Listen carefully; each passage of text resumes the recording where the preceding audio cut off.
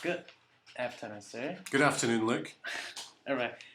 At first, I'm going to ask you about the Swiss wine generally. I mean, especially the Luzern wine. Can you tell me about that? Yes, well, Luzern wine's quite specialist. Tends to be grown by smaller growers, probably a maximum of about 60 to 100,000 bottles per grower. A lot of wine that's produced in Switzerland is made on a hobby basis. So what you have is somebody who maybe just grows enough for 3,000 bottles, and they will use some of the bigger producers to make that wine for them. And quite often they don't even sell it. They just keep it for or they give it to friends and family, and they keep it locally. But there is a number of commercial wine growers in the Luzern area, yes. Okay, thank you. And then the second question would be, why doesn't the Swiss export their wines to the world? Why do they just spend their Okay, wines? that's a good question, yes. Well, as you know, Switzerland's a very expensive place. And the Swiss generally produce good quality wine. It's very strictly controlled, and they use a very particular, it's strictly controlled by the government. The government come and inspect the wineries, both for the quality of the wine and actually that they're following the traditional procedures. But the land in Switzerland is very expensive. And we have a local grower, as you may know, called Tony Oettinger. And he's just along the lake here. And him himself, he makes about 60,000 bottles of wine. Okay. But his wine, the general price is, average price is between 14 and 15, 14 and 20, 25 francs a bottle. Okay. Now his wine is good, but if you were to export that wine, now that's just the cost price that you and I can buy it at. If you were to export that wine, then you'd be looking at a number of other additional costs. So let's say there's another 10 francs in cost, which will take it to an international marketplace. Yes. You're now looking at a bottle of wine. 35 francs. Yeah, maybe 20, 35 francs. Okay? Yeah. Now, if you're sitting in Korea and you go to the supermarket, you've got a choice of something on the Korean equivalent that costs you 35 francs, or you can buy something from Bordeaux. Yeah.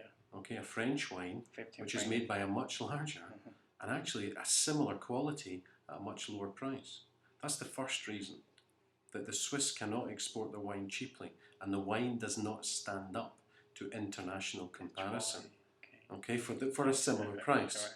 So that's one of the key reasons. The other key reason is the Swiss like their own products.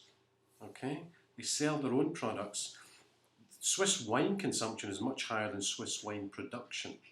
But when I talk about Swiss wine production, or consumption, sorry, then I'm talking about how much, in general, world wines do the Swiss consume. But the Swiss are they're country loyal, they like to buy local produce, so therefore there's a big enough marketplace for the wine that Switzerland produces, and it's just too expensive to export. So those are the two reasons.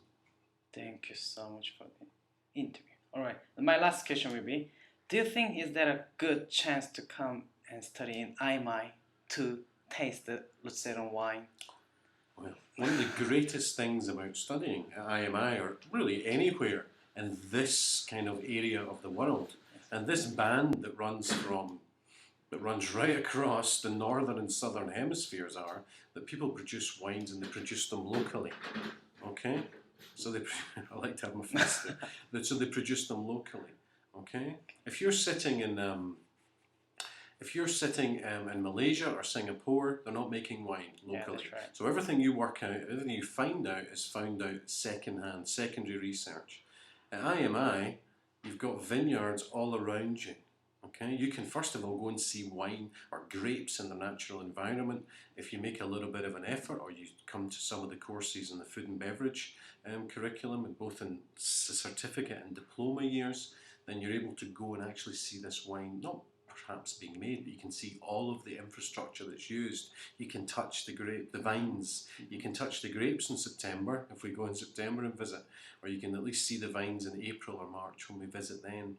And then you can go along and you can find out, or you can see all the winemaking equipment and the bottling procedures, so you can actually see firsthand from start to finish what happens, okay? And that educates you. Okay, I'll tell you a little story. You probably don't have time for it here. I don't like whiskey. I'm a Scotsman. But you should. I should like Yeah, whiskey, you should you're like right. whiskey, yeah. Well, for many years I didn't like whiskey because when I first drank it, I didn't have a good experience. Okay. So I decided never to drink whiskey again. You'd rather... And recently I went to the distillery and I went round from the raw produce, how it was produced, how much time it has to age to be Scottish whiskey. It's got to age for 3 years. And then you get to the end and you get a chance to taste it. And all of that education makes tasting it a much more pleasurable experience. Because if you know a little bit about something, it makes the consumption of it much more enjoyable. IMI is brilliant for that. We're looking on a beautiful lake, you can sit on a beautiful terrace, you can have a beautiful glass of Swiss wine. It might not be the best wine in the world, although Tony Oettinger's Sauvignon Blanc is very good. You can sit in all of that, you can sit on what the French call the terroir, okay, which is all of the elements around you that made this wine. And if you can come to IMI, and even if you just have a passing enjoyment of wine, it makes the local Swiss wine taste so much better. That sounds perfect. Okay. Thank you so much for the My interview. absolute pleasure, Luke. I hope you're It's going to have always a great nice time. Yeah. Thank you so much. Thank you so Thank much. you. Cheers.